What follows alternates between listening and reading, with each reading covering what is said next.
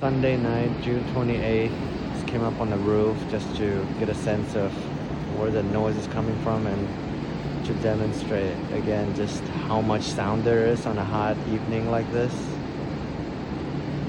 So it's a gigantic bowl of sound coming from 670 Pacific right now because all the PTAC units are on. And there's questions as to how much of the sound is coming from the school. I can tell you at this moment, standing right here about the same height as that vent from the school, there's definitely a significant amount of sound coming from it. And honestly, just being on top of the roof for about 5 to 10 minutes, it's already giving me a slight headache. It's literally like standing next to like a gigantic refrigerator or a factory or like an airport. This is so loud.